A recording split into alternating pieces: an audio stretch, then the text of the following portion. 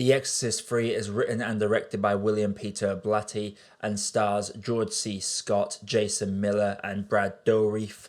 And this has the unfortunate responsibility of not only having to follow up one of the greatest films of all time, but also following up one of the worst sequels ever made. How does The Exorcist 3 hold up? Let's find out. 15 years after the original exorcism, Lieutenant Kinderman and Father Dyer are good friends now and meet once a year on the anniversary of the exorcism.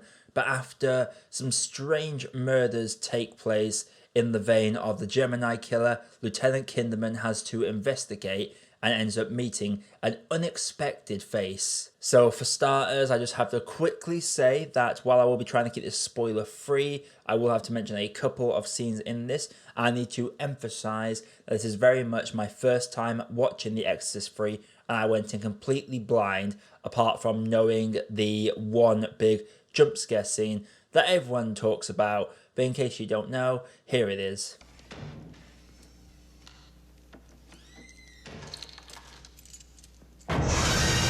So after coming out of this one, I've heard many mixed things about this one, and honestly, I think this is probably one of the best sequels ever made. It is very much up there with Aliens in terms of following up an original, and I fully can see why people say ignore The Exorcist 2 and just count The Exorcist 3 as a direct sequel, because this one is very close to equaling and almost surpasses the original. Right off the bat, I have to really talk about Brad Dourif's performance in this. He is chilling as hell, as is Jason Miller. They both share the same kind of role without going into too many spoilers, and the performances there are mesmerizing. Brad Dourif gives this chilling vibe and these very sickening monologues. I'm going to have to make a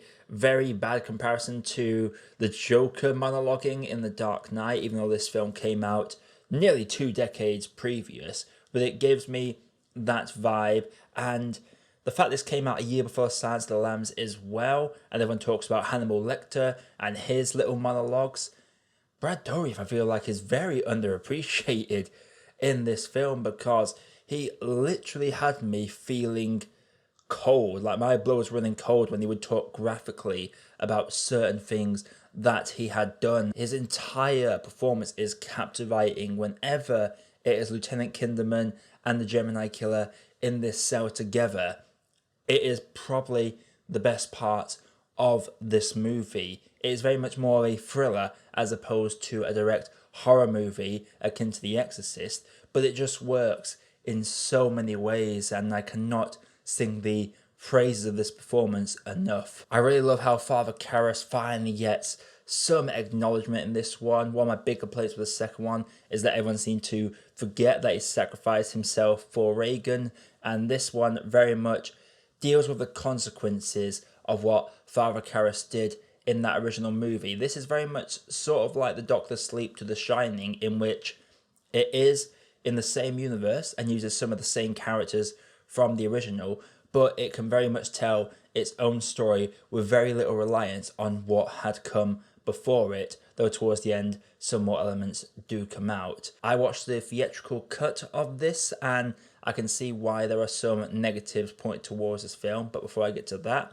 let's talk about that scene already. The one massive jump scare of the entire movie, despite having a fake out that no one ever seems to really talk about a couple of minutes beforehand. Just the way this shot is laid out, and how without any sort of soundtrack, it is very much a silent stationary shot that ends up zooming in at the opportune moment. There is a sense of security in that shot, but the subtleties of that shot are so easy to miss. In the background, there is that security blanket that makes you believe that the individual within this should be safe. But then, as the approaching jump scare comes, you see that security in the background disappear just before. It is very well blocked out, very well shot, very well paced, and the jump scare payoff is absolutely fantastic. But what can I say about that scene that no one's already said already? Kinderman is great. I loved his little dialogues with Father Dyer, how they are just meeting up after all these years. That was briefly touched upon at the end of the original Exorcist. I like their friendship. I like their weird dynamics. You have this hard policeman and this religious individual that are just bouncing off each other like old friends constantly, and you really get a sense of their relationship, and I would have loved to have seen a little bit more of it. But getting into some negatives here, the entire Father Morning side quest was the thing that really pulls this movie down. This film tries as hard as it can to distance itself from The Exorcist, but they would occasionally cut to this other father that is just around, and it's mentioned that he's also partook in exorcisms in the past, which again does annoy me because I believe that Max von Sydow's character from the first one, it is established in the first one that he was the only person to do an exorcism within the last century, and these last two films said, oh, actually there are two other priests that have had exorcism experience, which is a bit of an inconsistency in the script. But the way this character stuck out, they felt so shoehorned in. And that's why I had to specify that I went into this film not knowing anything apart from the one jump scare, because on a quick search of this film, after I saw it to do a little bit of research before this review, I discovered that indeed the studio said we need an exorcism, so the entire Father Morning subplot was shoehorned in there after principal photography had completed, which I feel really drags down the film and really takes away from it and makes the film reek of something trying to copy the original in whatever small way it can to remind people what it's following. There are a number of other solid performances in this as well. The nurse that Kinderman has a number of dialogues with, she is brilliant to watch in this as well. And the doctor that brings Kinderman to the hospital for the first time is very much okay. I do like the little hints that the film gives. The fact that this doctor was having to read off a script and you're reading what that's all about, and how things are slowly peeled back and revealed throughout the film. There are a few exposition scenes, yes, that explain what is actually going on here, which I am okay with because it is delivered outstandingly by Brad Dourif, who I will just keep going back to and say that his performance, man, go watch it if you have not watched his performance already. If you don't intend to see this film at all, just look for Patient X, Exorcist 3 on YouTube, and you will find that scene, and it is absolutely mesmerizing. I think that's probably one of my favorite horror performances of all time after seeing it for the first time. Again, I did like Kinderman. He had like a tough guy aesthetic going on. There are a couple of moments where he sort of goes from calm to yelling, where he's spitting at the camera and the sound's a bit janky, but I think that's more in tune with the times of audio recording, where the sound can peak very easy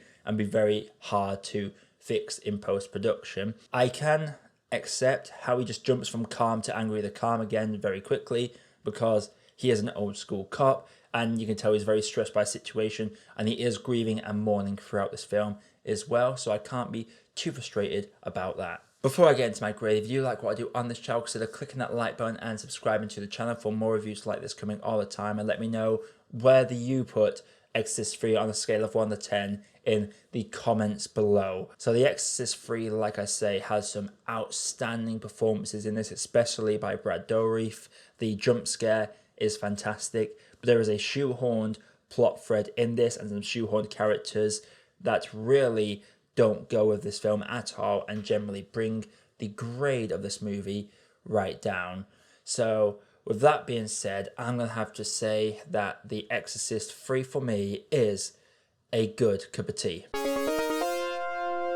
So The Exorcist 3, have you seen it? If you have, let me know what you thought down in the comments below. Again, if you like what I do on this channel, consider subscribing and hitting that bell notification. Coming up on the channel, I've got the Snyder Cut to review, I've got Drive to Survive Season 3, and for those of you that are a bit of an anime lover, I am also going to be doing a little video essay on the conclusion of Higurashi Go, so do be sure to get subscribed for content like that.